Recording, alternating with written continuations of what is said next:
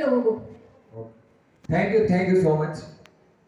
Start करते हैं, थोड़ा सा शुरू से स्टार्ट करेंगे, जब से इंडोनेशिया में आए थे और क्या रहा आज, कैसे ये सफर बन पाया जितेश पोरवाल से मार्क्यूस जितेश पोरवाल तक का।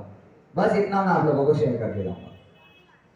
आई होप आप लोग यहाँ पर बैठे होंगे तो आप मुझे सुन रहे होंगे, और जिनके कान बंद होंगे उन्हें भी सुनना ही है, क्योंकि कान भी बंद रखोगे तो भी आवाज तो आएगी इससे। ठीक, स्टार्ट करते हैं। थोड़ा सा बात करना चाहूंगा, थोड़ा आप मोस्टली लोग तो मुझे पहचानते होंगे, पर जो नहीं जानते उन्हें थोड़ा सा बता देता हूँ। आप सभी को पता है, देखिए मेरा नाम जितेश पोरवाल है।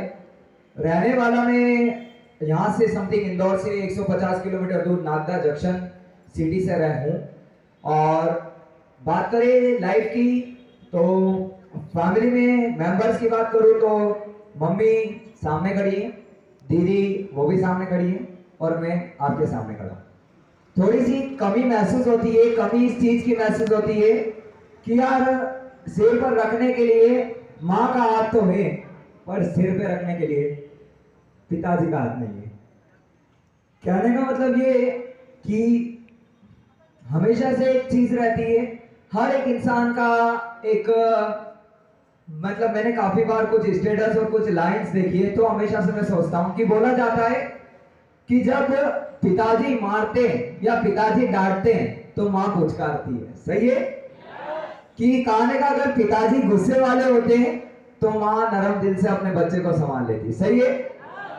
पर मैं अपनी बात करूं तो मेरी जिंदगी के अंदर डांटने वाला मारने वाला कोई भी नहीं है, खाली पुचकारने वाली है, और वो मेरी माँ है। कहने का मतलब ये कि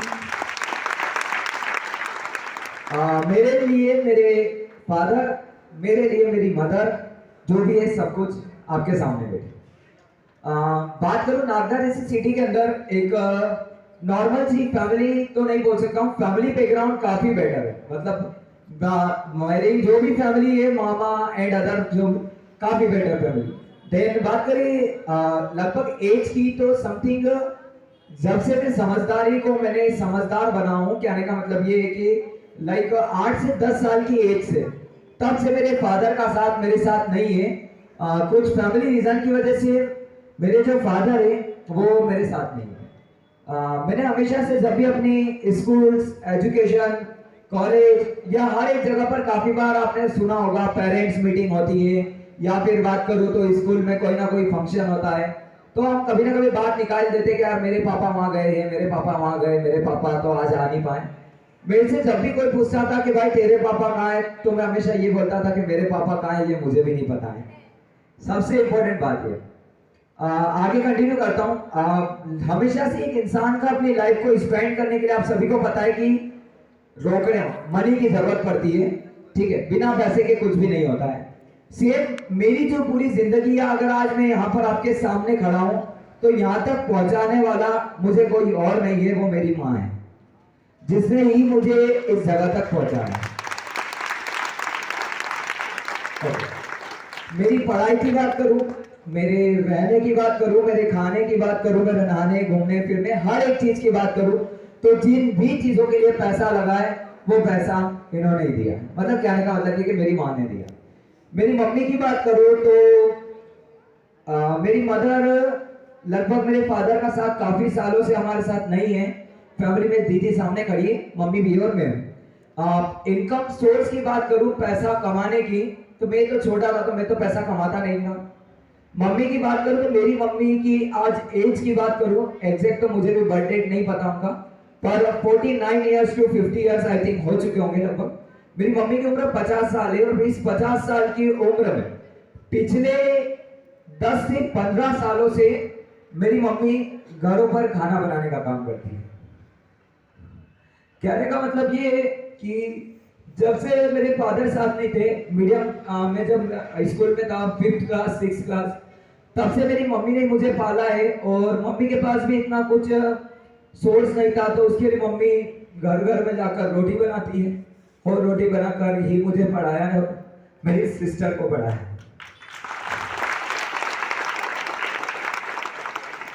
पैसे की बात करूं तो जो मंथ का मतलब एक महीने का आज आप सभी यहाँ पर भी अर्निंग करने आएंगे, तो मैंने जो समय में देखा है तो एक महीने की 30 दिन की मम्मी की कमाई की बात करूं तो 1500 रुपए या 2000 रुपए, पर एक समय पर 1500 रुपए 30 दिन काम करके कमाने वाली मेरी मम्मी थी। और फिर कैसे मैं उनके पैसे को गलत जगह लगा दूं। आज बहुत सारे लोग होते हैं, बहुत सारे लड़के होते हैं जो कि अपने परिवार का पैसा बहुत सारी गलत जगह पे खर्चा कर देते। पर मैं अपनी बात करूं तो मैं अपने स्कूल में 12 साल का जो मैंने समय दिया उसमें एक ऐसा पर्सन रहा हूं जहां पर मैंने एक साल के अंदर 100 रुपए से ज्यादा स्कूल के अंदर खर्च नहीं किया। क्यों नहीं किया? क्योंकि पता ये था कि पैसा आता कैसे। सबसे इंपॉर्टेंट बात है यही फैमिली के प्रॉब्लम्स को देखते हुए सिस्टर जो है मेरी दीदी जैसे उनका पढ़ाई कंप्लीट हुआ तो उन्हें लगा कि यार भाई छोटा है, मेरी सिस्टर की एज मुझसे बड़ी है, मैं छोटा हूँ घर में, तो उन्हें लगा कि यार नहीं चलो ठीक है, मम्मी तो जो कर रहे हैं वो पूरी जिंदगी तो नहीं करने देंगे।